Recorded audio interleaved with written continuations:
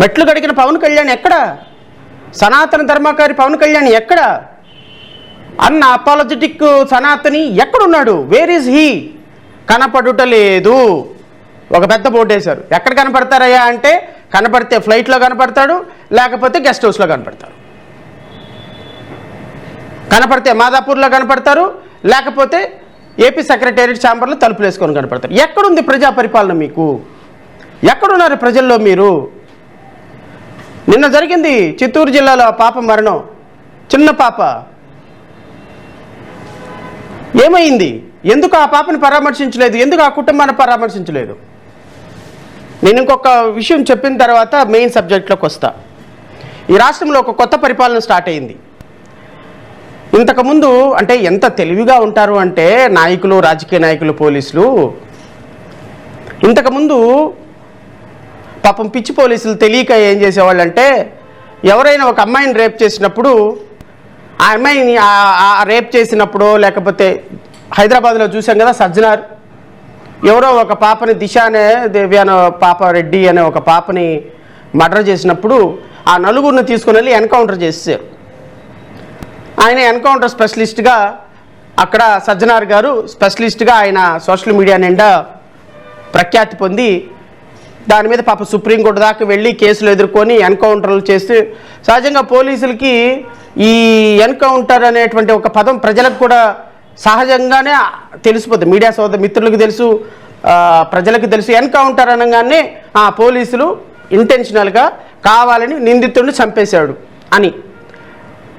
అది సహజంగా తెలిసినటువంటి ఐపీఎస్ ఆఫీసర్లు, చదివిన పోలీసులకి కాస్త ఏదో చట్టం న్యాయం అంటే అసలు నమ్మకం లేని పోలీసులు వ్యవస్థలో ప్రజల కోసం, ముఖ్యమంత్రి లేకపోతే మంత్రులు సోషల్ మీడియాలో పొగడ్తల కోసం చేసే పిచ్చి పని అది ఎన్కౌంటర్ అనే పని. తర్వాత వాళ్ళు కాన్సిక్వెన్సెస్ ఫేస్ చేస్తారు. అది కానీ ఐపీఎస్ చదవకుండానే, పోలీస్ వృత్తిలోకి రాకుండానే, ఒక టీచర్గా పనిచేసినటువంటి ఒక హోమ్ మినిస్టర్ గారికి ఒక బిరుదు ఇవ్వాలండి ఈ రోజున. ఏంటి ఆ బిరుదు అంటే, వాటర్ ఎన్కౌంటర్ స్పెషలిస్ట్. ఈ మధ్య ఆంధ్రప్రదేశ్లో స్పెషలిస్టులు ఏంటంటే వాటర్ ఎన్కౌంటర్లు ఎక్కువైపోతున్నాయి. I can say that it is a water encounter. దానికి స్పెషలిస్టు కర్త కర్మక్రియ వంగల్పూడి అనిత గారు, వాటర్ ఎన్కౌంటర్ స్పెషలిస్ట్. ఎవరైనా ఒక పాపని, ఎవరో ఒక అమ్మాయిని ఇబ్బంది పెడుతున్నాడని ఒక చిన్న ఫోటో వచ్చింది, సాయంత్రానికి చెరువులో పడి చచ్చిపోయాడు. సుబ్బారావు అనేటువంటి ఒక ఆయన తునిలో, మీ అందరికీ తెలుసు. దాన్ని ఏమంటారు? Water encounter. నెంబర్ 2, నిన్న జరిగింది అబ్బాయి కూడా ప్రమాదవశాత్తు, మరి ఏందో నాకు అర్థం కావటం లేదు, నిందితులుగా అయిన వాళ్ళందరూ వాటర్లోనే పడి చనిపోతున్నారు. I can say it is a water encounter. Anitha garu అనుకుంటున్నారు పాపం, మీడియా ముందుకు వచ్చి ఆవిడకి ఇంకొక బిరుదు కూడా ఇవ్వాలి. వాటర్ ఎన్కౌంటర్ స్పెషలిస్ట్తో పాటుగా CEO ఆఫ్ హెరిటేజ్ ఫుడ్స్ అనే బిరుదు కూడా ఇవ్వాలి. ఏమ్మా అనిత గారు, తెలుగుదేశం పార్టీ అధికారిక మీడియాలో తెలుగుదేశం పార్టీ ఆఫీసులో కూర్చొని వెనకాల తెలుగుదేశం పార్టీ జెండాను పెట్టుకొని ఒక హోమ్ మినిస్టర్ 5.5 కోట్ల మంది ప్రజలకి నేను లా అండ్ ఆర్డర్ అందిస్తానన్న హోమ్ మినిస్టర్ 5.5 కోట్ల మందికి ఇంక్లూడింగ్ ఈ రాష్ట్రంలో ఉన్న ప్రతి వైసీపీ కార్యకర్తకు కూడా మీరే హోమ్ మినిస్టర్. ఆ మాట గుర్తుపెట్టుకోండి అమ్మా. ఈరోజు అధికారం వచ్చింది కానీ ఎగిరెగిరి పడుతున్నారు. ఒకరోజు అధికారం పోద్ది. అధికారం పోయిన తర్వాత ఏమవుతుందో తెలుసా మేడం? శంకరగిరి మాన్యాలు ఓచలు లెక్క పెట్టుకుంటూ కూర్చోవాలి. ఈరోజు మీకు అధికారం ఉంది కదా అని వాటర్ ఎన్కౌంటర్లు చేస్తున్నారు. అధికారం అట్లా మారింది, ఏమైందో చెప్తా. అధికారం అట్లా మారగానే సుబ్బారావు గారి కూతురు వస్తుంది. ఏమని వస్తుంది? సుబ్బారావు గారు తునిలో మీరు పాపం దూకి చనిపోయినాడు అన్నారు కదా. నేను ఈ వాటర్ ఎన్కౌంటర్లు చేసే బ్లడీ పోలీస్ ఆఫీసర్లు కూడా నేను చెప్తున్నా. మీరు అనుకుంటున్నారు మా డీజీపీ గారు చెప్పారు కాబట్టి మేము ఎన్కౌంటర్ చేసాం, తోసాం, మా హోమ్ మినిస్టర్ గారు చెప్పింది కాబట్టి తోసాం. ఎక్కడికి పోదునైనా కాలం గిర్రని తిరిగి వస్తుంది. 3 సంవత్సరాలు ఆగండి, కంగారు ఏం లేదు. వాటర్ ఎన్కౌంటర్ల మీద ఎవడెవడు జైలుకి వెళ్ళాడో నేను ఐపీఎస్ ఆఫీసర్లకు కూడా చెప్తున్నాను. The bloody IPS officers who are involved in the particular crimes. మీరు ఒక మనుషుల్ని, చట్టాన్ని, న్యాయాన్ని గౌరవించకుండా, వాళ్ళకి శిక్షలు వేయించకుండా ఈరోజు మీరు వాళ్ళని వాటర్ ఎన్కౌంటర్లో చంపేసి పడేసేటువంటి విధానం పట్ల ఖచ్చితంగా రేపు న్యాయ విచారణ జరుగుద్ది. కంగారు ఏమి లేదు. గిర్రని కాలం తిరిగి వచ్చింది. సుబ్బారావు వాళ్ళ కూతురు వస్తుంది.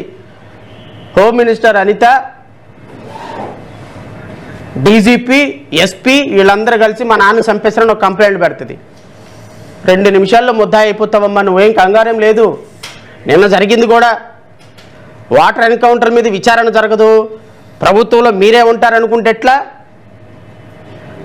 విశాఖపట్నం సెంట్రల్ జైల్లో అధికారికంగా పరామర్శించిన మీరు అదే విశాఖపట్నం సెంట్రల్ జైల్లో చెప్పుకుడు తినే రోజు ఒక రోజు వస్తుంది. హెరిటేజ్ ఫుడ్కి, హెరిటేజ్ సంస్థలకి సీఈఓగా పనిచేసే మీకు లా అండ్ ఆర్డర్ ఎట్లా? What you are concern with respect of the Heritage? నేను అడుగుతున్నా, హెరిటేజ్ సంస్థలకు సంబంధించి నువ్వేమైనా సీఈఓవా? అచ్చెన్నాయుడు ఏమైనా సీఈఓనా, సిఎఫ్ఓనా, చీఫ్ ఫైనాన్షియల్ ఆఫీసరా?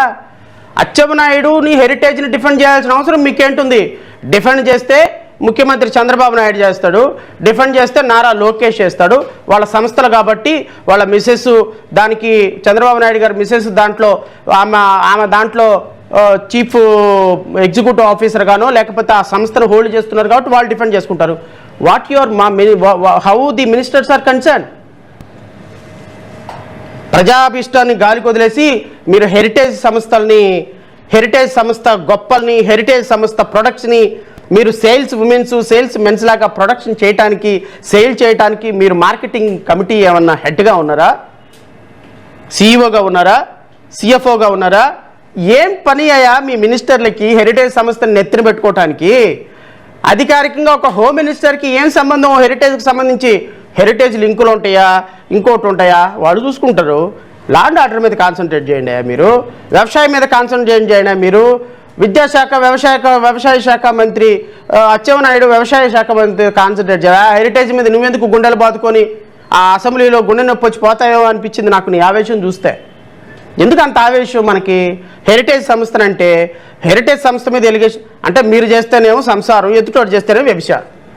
గత సంవత్సరంలో 14 లక్షల కోట్ల రూపాయలు జగన్మోహన్ రెడ్డి అప్పులు అని పూర్తి స్థాయి అప్పులు మొత్తాన్ని పొద్దున్న లెగిస్తే అప్పులు చెప్పి నిన్న అసెంబ్లీలో 3,90,000 కోట్లు అని ప్రకటించారే. మరి దీన్ని ఏమంటారు నాయన? సంసారం అంటామా, వ్యభిచారం అంటామా?